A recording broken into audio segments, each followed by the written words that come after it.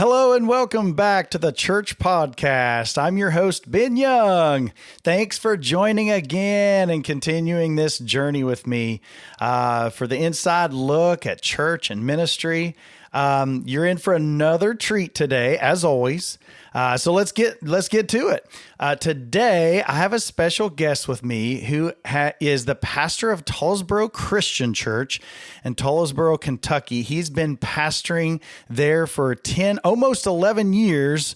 He's been pastoring there. So everybody, welcome Pastor Rex McKinnis. Thanks for having me. Oh, yes. Well, thank you so much for being here. This is an honor to talk with different pastors and leaders, and it's cool. I actually met you. I'll just tell everybody. I met you. The company I work for does audio, video, lighting installs, mostly churches, and I think it's been over a year ago since I've met. I think it's a little longer, and we did an install there, and I just met you, and it's so funny because I honestly. You're the first one I thought of when God put this podcast in my heart. I was like, man, I just think he would be great. You know, it would be all, I just really felt like, hey, I need to have him on here. And, you know, it's with schedules and my arranging things, we're finally doing it. And I'm so excited. Yeah. So I guess to get started, usually what I like to ask people is, tell me a little bit about yourself. Tell me, growing up, how you got into ministry, that type of thing. Well, for me, I was the kid that thought I was going into ministry. I don't know how much weight your listeners put into prophecy and stuff. I don't know how much weight I put into people saying they have prophets. Yeah. I did air quotes. I know this is audio only. Even as a kid, it just kind of seemed like it was where I was headed. Cool. And I definitely went very far away from that in the teenage years and, that kind of stuff. But it just was one of the things that, as soon as I got right with God, it was like, yeah, this is where I kind of feel like I'm me. I've tried to be other things, and it always is just like, nope, this is not me. I have to be in ministry. Wow. So I grew up in a small town in the tri-state, Gallipolis, Ohio. Right. Some of your listeners may be familiar. Okay. That lived the small town dream in a big family, and we just, growing up, lived that life, played sports, all that kind of stuff. But was always looking for something more, and I kind of drifted away. And through a guitar lesson of all things is how I found Jesus. Wow. This dude who was just like, hey, I play guitar really well. And I was working sound at a show he was playing, and I was like, can you give me guitar lessons? He was like, yeah. And he told me to come to this church. And I showed up at the church, and he's like, yeah, I'm the pastor here. And it was just like, I paid him for 30 minutes, and it turned into a 3-hour, come to Jesus thing. And so, yeah. And then he mentioned the school, Kentucky Christian University he went to, and I just kind of slotted in there. Wow. And the rest is history, Been a little bit of everywhere. I worked in Vegas. I've worked in Ohio, I've worked in Kentucky. Sorry, not West Virginia, but I've spent a lot of time in West Virginia. I always view myself as a son of the tri-state. So, yeah, and I was working in industrial sales, doing ministry bivocationally at that moment. All right. And my buddy, who I was roommates with in college, he decided to interview for a position here at Tollesboro. Okay. And he just asked me to come play guitar for him, and he was a worship position, and they were creating it. So I came and I played guitar, and through the course of that, they were like, hey, our youth minister's going out. You want to interview for that? And I was like, yeah, sure. And so I actually got hired before he did, even though he was entering before. And yeah, almost 11 years later, here I am. Wow. Wow. That is awesome. So how long were you the youth minister before? How was that transition? Like a lot of guys, pandemic was when I stepped up. We had a leadership change, and, it is what it is. So I've been preaching full time since. Wow. That is awesome. And obviously by you telling us, and I knew too, you are a musician. You have a big background in that. And you're also currently, you play on the worship team on your services and preach. So tell me how that is. How does that, just share that with me, because that's pretty interesting. Well, yeah. Well, it started out of necessity, right? Even as the youth minister, I was playing guitar in the band, just what Tollesboro, I'm sure most of your listeners have no idea where that is. It's on the AA highway. You blink, you miss it. Like we're proud of our one stoplight kind of town. Yeah. It's one of those. But like it just there's we just have to use who God leads to us. And we didn't have worship. We didn't have a lot of musicians in our congregation. So I've always played guitar. I might have not played in service in my entire life since a teenager, maybe a couple dozen times. Wow. Like it's just God's always used music for me, and so and as the pastor, it's like that's my job, you know, to preach. I get paid for that. Whereas the guitar is just that's just my way to serve. There's no pressure behind that. I'm just there genuinely because I love it and I love playing guitar and then leading people in worship. That's cool. So it really probably, excuse me, sorry.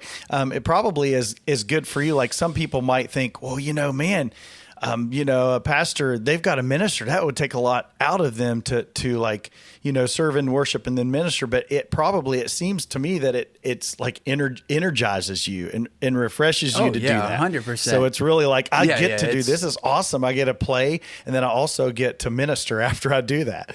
Right. Yeah. And I love ministry. Like I said earlier, it's who I am. I can't be anything else. I don't think it's possible.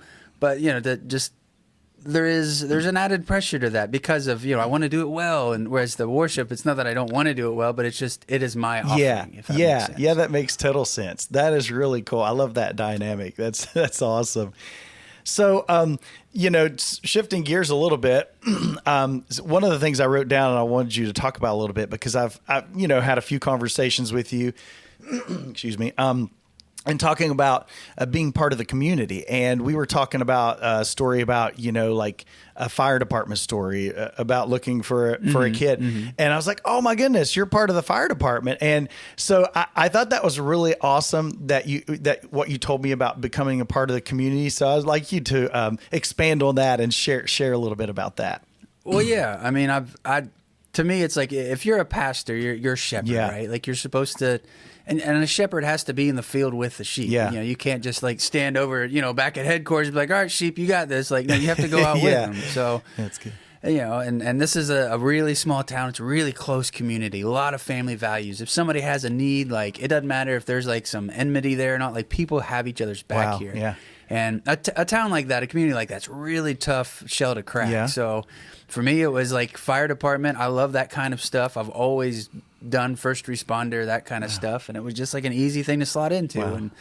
And it's unintentionally become this massive ministry for me. It's become something that it's a really easy way to be out in the community. A lot of people here know me as firefighter before they know me as pastor, and I'm really okay with it. That's more my style. I know some guys, they want to be known as the pastor. Like it's not really me, but it's just it's opened a lot of doors because you knock on somebody's door as a pastor hat and they're like, no, I don't really want to talk to you, but you show up with a fire department, they're like, yes, come in. Yeah. So that opens so many doors for them, like you said, many doors for them to be open to you.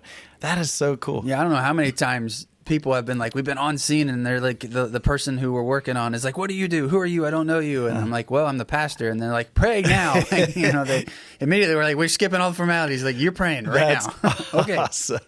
That is great. Well, I mean, if you look at Jesus out, what did he do? I mean, yes, he ministered to people, but he was out with the people, and I've always heard this, growing up in Bible schools, like there are a lot of people who would never darken the doors of a church, but because of you being out in the community, because somebody like that they'll be open to somebody, that could be how they come to Jesus and then end up, being close to God and having a church and becoming a part of the church family. And it's not even about that. It's about the relationship with Jesus that they have. No, but it's just really cool. I just thought that was really awesome to talk about that.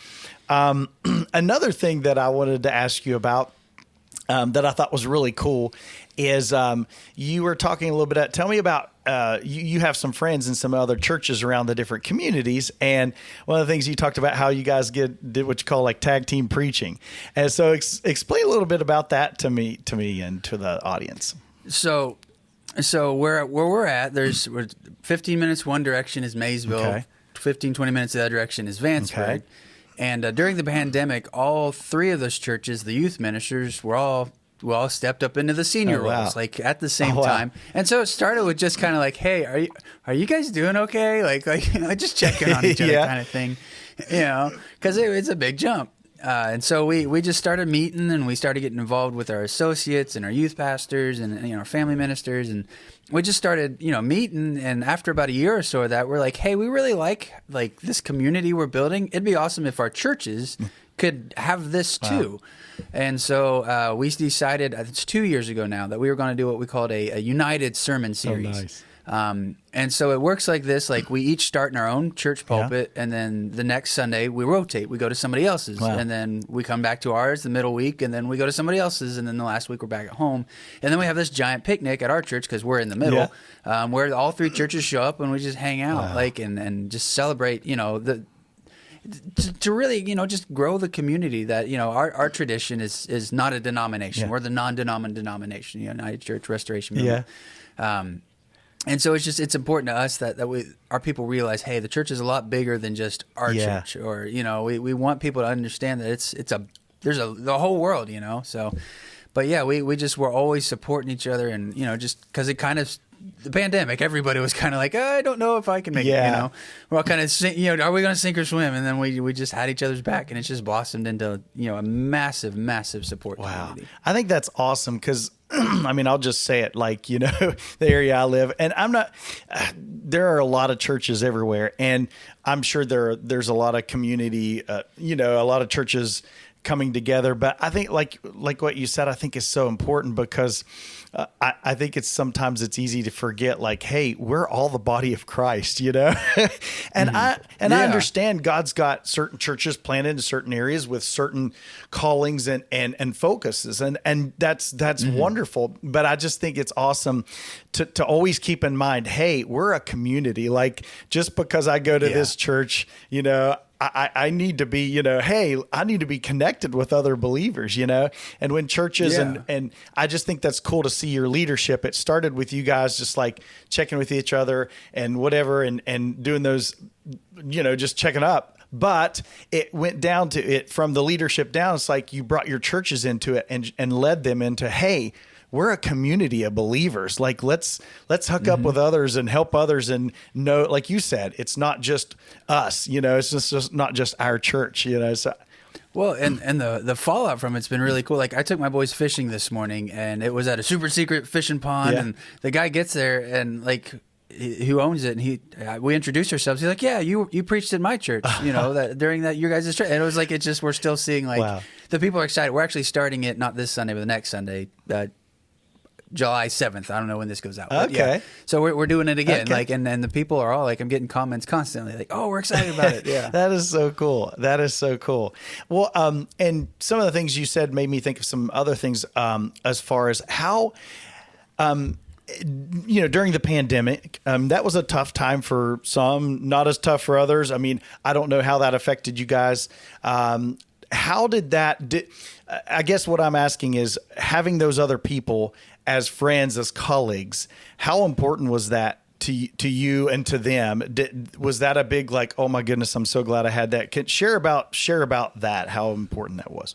Well, that's kind of one of my many soapboxes. But like, because a lot of guys, if you talk to ministers, and I'm sure they brought it up on your podcast here, like, loneliness and isolation is a common theme. Every one of them. And the guys who quit, they're like, I just couldn't take it. I felt so alone. Like, and I cheated. Like I said, my roommate from college, we started here. I started a week before he did, and so, like, we've had each other's backs, and we've been able to support each other.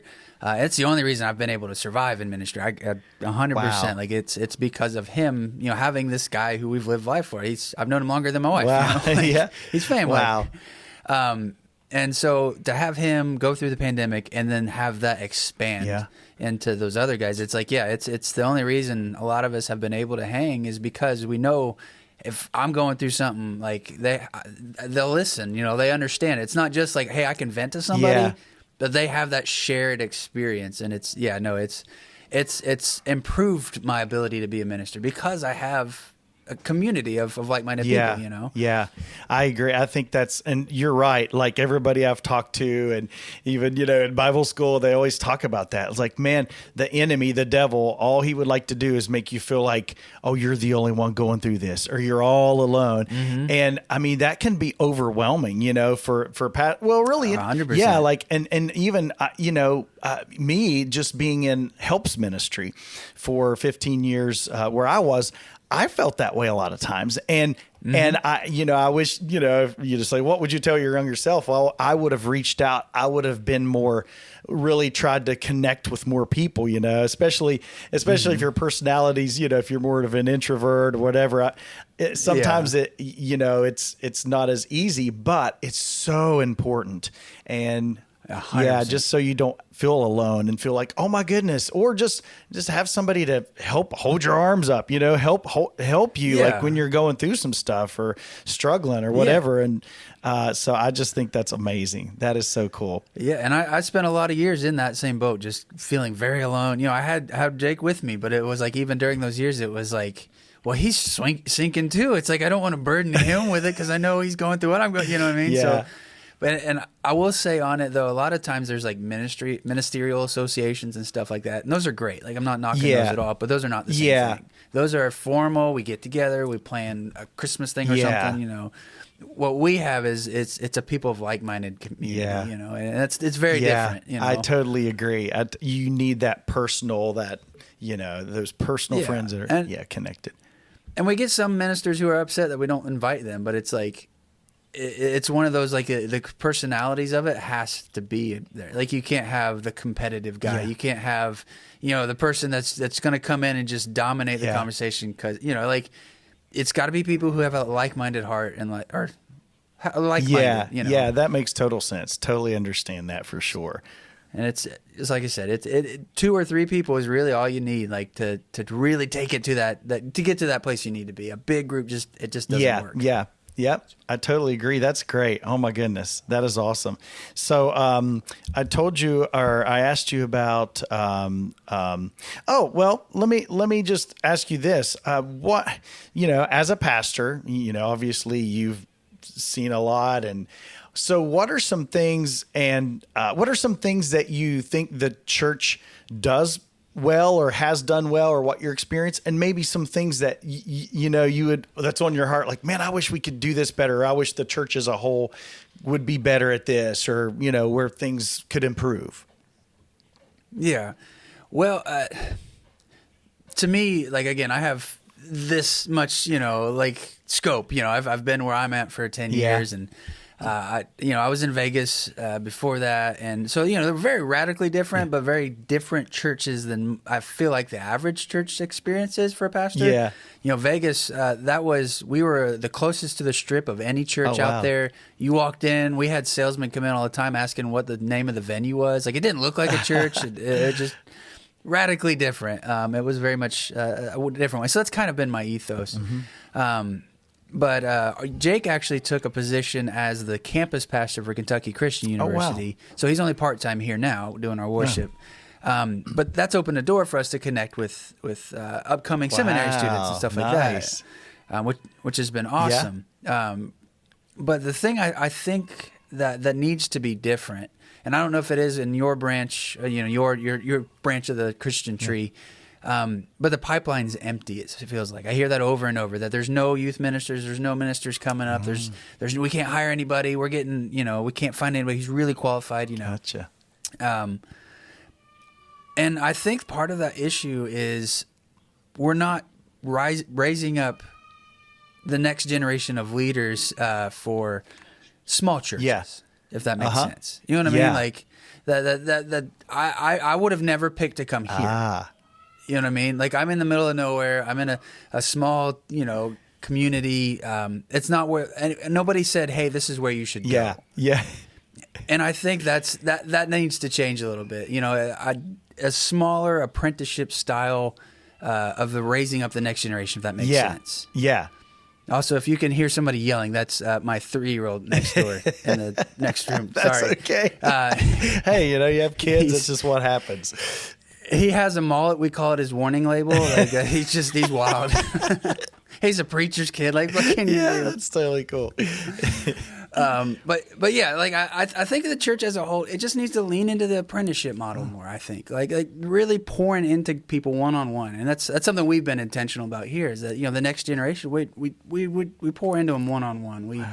Because the classroom session's great. You need the classroom stuff, but I think if the church really wants to have a next generation of guys who really take it where it needs to go, we got to go back to the model Jesus used. I think again, soapbox. I'm very open to being wrong, but I think that one-on-one living life together thing. That's what matters. That's what the church needs to invest in. I think.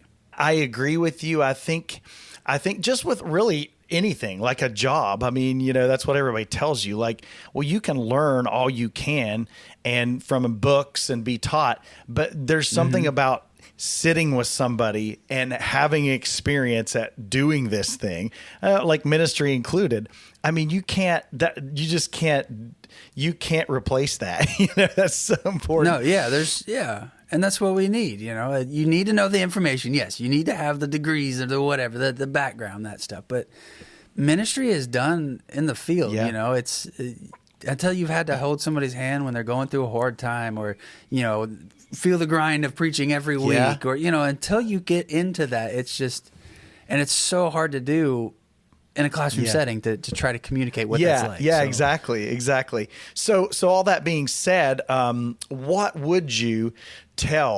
advice would you give to people who are young in the ministry or young pastors? What would you think that would be things that were important to tell them?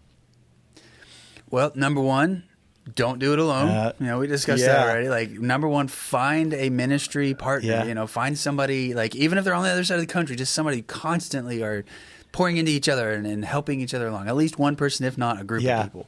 Cool. The second thing is, don't wait for mentors to find you, because they won't. Oh, that's so good. They will not find you. Oh my goodness. You have to go, like, don't give them a choice. Like, even if, like, the person's like, I'm busy, that's fine. I'm just going to be around you as much as I possibly can. Like, and I'll just pick up what I can. And you know what I mean? Like, but you don't, like, if you are waiting for a minister to find you, a mentor to find you, you won't. Wow. You will not find one. Oh my goodness. But you have to go find them and then just be that guy. Oh my goodness, that is so good. Like, that really ministers to me, honestly. If that was just for me, I'd take it, because I've seen that. I've always thought about how important, and that was another question. Sometimes I ask people, and we could expand on that, but how important it is to have mentors. And, in my life, I've always man, and I've had mentors along the way and not really realized it. But what you said there is, that is gold.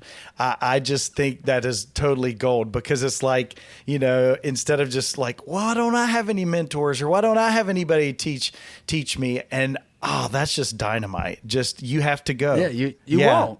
If you wait, you will not find one. You have to go hunt them down. People that you look up to.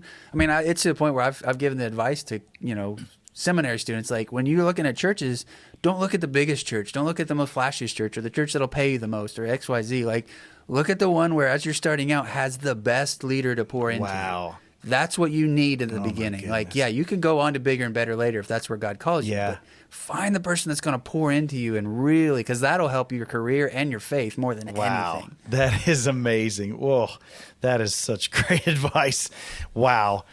So you really, that kind of just answers the other question of how important it is to have mentors, but we really talked about that a lot already, and how important that is. Another question, what do you do to get refreshed? Or do you have something or things that you like to do? This just helps me, just to get away. And it can be spiritually, emotionally, physical, anything, exercise, whatever you see fit, whatever you want to talk about. Yeah. Exercise has always been a thing. Yep. I've always done it for my mental health more than anything. I'm not a fitness kind of guy. Just, going and moving heavy things around helps. Yeah. I've always been big on that, just building it part of life. I'm not as into it as I used to be, but yeah. that helps a lot. Playing guitar, like I said, that's for me and God, and for me, I need to be challenged. I like a lot of guys, a lot of people in general, I guess, don't have to be guys. But I love being challenged in guitar. There's always a new thing to learn. There's always a new song, and and it's rewarding to be able to like learn something and then use it in ministry. It's like it's one of those things where it overlaps a lot. So I play a lot of guitar, hanging out with the kids, which that can be both. That can be exhausting and it can be refreshing. So, that's it. Like serving in the fire department, that kind of stuff. As crazy as that sounds, it is really, really refreshing to me because it's not a ministry environment in a typical sense. Like it's just I go and I serve and I'm just part of the guys. It's hands-on and it's very rewarding. So that too. Very cool. Very cool. That's awesome. And then I guess part of that, and it might be all of that you do. Do you ever have things doing all that? Do you ever have times where, if you feel a little overwhelmed with ministry, things that are all those things that do to help you, or are there other things that help you? Like, I guess what I should say is, how do you balance out that ministry, life? How do you have that? Or is there something that you would do to deal with that, or that helps you with that? I was told in college by one of my professors that everybody just needs to have a 3-4 rule, where you're away from home 3 nights a week throughout the month, and then 1 week you can be gone 4 nights, but no more than that ever. And that, if you hold to that rule, like you're home pretty much a balanced amount. And I do my best to try to do that. But in the summer it's especially chaotic with going to camps and that kind of stuff. But I try to really just, if I do that, because the kids are home in the evenings, my wife's home in the evenings, so that's really that's most of what I try to do. I'm not as good at keeping that rule as I should be. But just basically, if I'm around the kids and at home at night, and the trick is getting there and having you know what I mean, like not using everything I have throughout the day. Which again, I really need to work on that. More, so. Well, that's awesome. Well, that is awesome. Well, thank you. That is such great advice. One thing that I would like to ask you is, what is something that you would tell your younger self? Oh gosh, I do a lot. I did a lot of harsh conversations. I don't.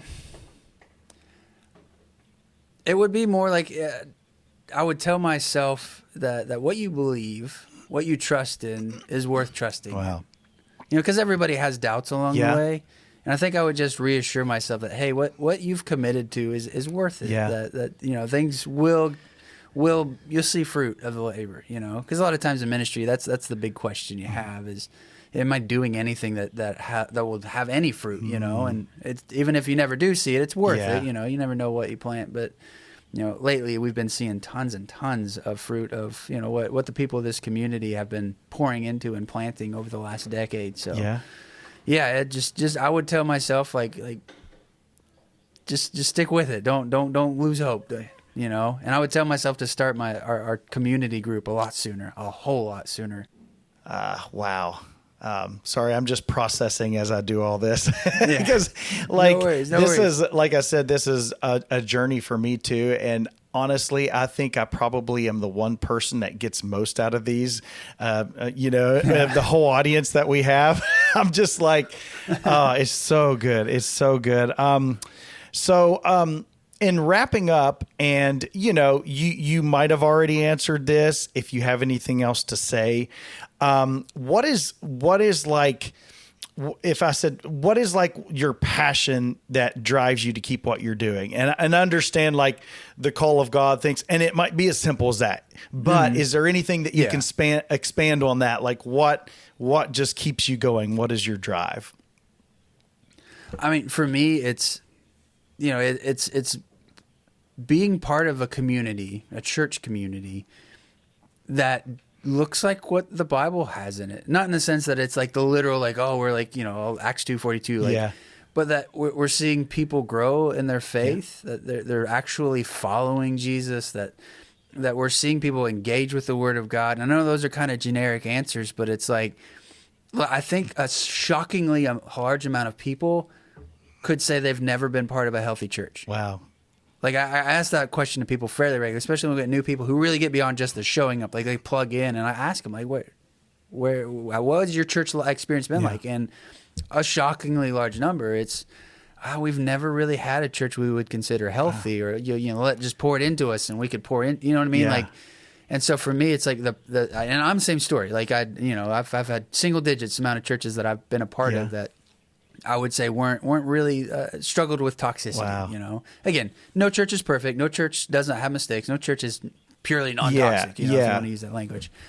But for me, it's like God's doing something here that is special, and to get to be a part of it, to get to watch people grow in their faith and discover and become this newer thing. They're already a new thing, but they're becoming a newer thing day by day, and just to watch that and be a part of that, it motivates me like nothing else. I mean, discipleship, if you want to call it that, but it's like it just realizing that, hey, like God's doing something here, and I get to be a small part of it. It's just, it gets me excited. It's why I live my life, I think, and it goes beyond that. Selfishly, it's like I've seen my boys raised in a church community that's like surrounding them and loving them with the love of God, and the way, it's like seeing my family be in a good place and go to church. It's just it's motivates me like nothing else in my life. That is awesome, man. I totally agree. Like, I just love that, just thinking about, and, like I've been in the helps ministry, but seeing pastors and thinking like a pastor, to me, that makes total sense. Just to watch people like grow, just like start at an area and grow, and to do it together. And like you said, we've talked about that so much, which that's a theme. And I'm so glad, because it's so important to grow together, to have people with you, and to have those relationships. Wow, this has been so great. Once again, this was Pastor Rex McKinnis of Tollesboro Christian Church. Thank you so much, Pastor Rex, and thank you all again so much for listening. Be sure and join us next time as we continue this awesome journey on the Church Podcast.